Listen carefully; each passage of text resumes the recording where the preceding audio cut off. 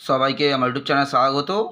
আজকে আলোচনা করব ক্যালকাটা ইউনিভার্সিটির সেমিস্টার 6-এ তোমাদের LCC 2 যে পেপারটি রয়েছে, এই পেপার থেকে আমি গতকাল 2021 এবং 22-এর শর্ট প্রশ্ন দিয়েছিলাম এবং আজকে তোমাদেরকে ভিডিওতে 2023 সালে যে শর্ট প্রশ্নগুলো এসেছিলো তার উত্তর দেবো। তোমরা প্রথম থেকে শেষ পর্যন্ত দেখতে থাকো। তোমরা অনেকে রিকোয়েস্ট করেছিলে 23-এর প্রশ্নগুলো করে দেওয়ার জন্য, আমি আপলোড করে দিচ্ছি, তোমরা প্রথম থেকে শেষ পর্যন্ত দেখতে থাকো।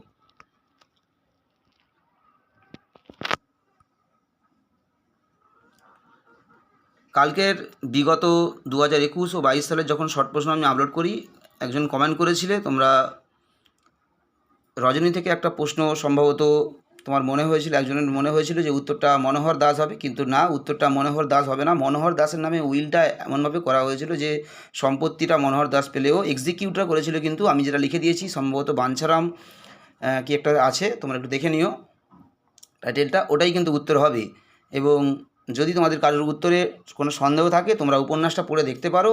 আমি কমেন্টে লিখেও দিয়েছিলাম, তোমরা দেখবে উপন্যাসের দ্বিতীয় পরিচ্ছেদের সম্ভবত পঞ্চম যে এটা আছে, দ্বিতীয় খণ্ডের পঞ্চম পরিচ্ছেদে লাইনটা আছে, তোমরা দেখে নিতে পারো।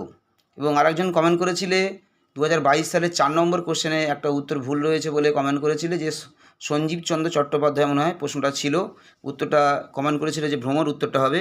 উত্তরটা তুমি দেখে নিতে পারো।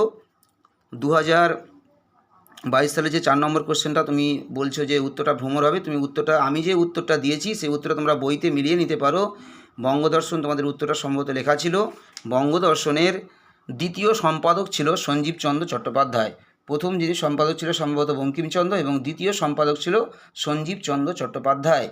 কোনো ভুল নেই উত্তরে, আমি যে উত্তরগুলো লিখে দিয়েছি তোমরা 100% নিশ্চিত থাকো, কোনো উত্তরে কোনো ভুল নেই এবং সমস্ত উত্তরই ঠিক রয়েছে।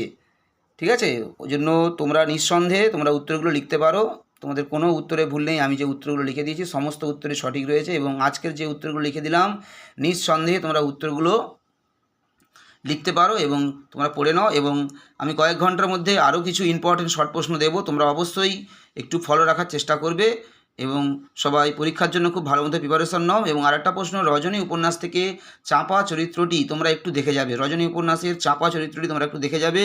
যারা উত্তর করতে পারবে না বা জোগাড় করতে পারবে না আমাকে মেসেজ করবে। আমি তোমাদের গতকাল যেমন অনেক প্রশ্নের উত্তর দিয়েছিলাম, তোমাদের যে দুটো নতুন প্রশ্ন দিয়েছিলাম তার উত্তর যেন বইয়ের উত্তর দিয়েছিলাম, তোমাদের ঠিক একই রকমভাবে চাঁপা চরিত্রটা তোমাদেরকে আমি দিয়ে দেবো। যদি তোমরা কেউ খুঁজে না পাও আমাকে মেসেজ করবে। সবাইকে নমস্কার।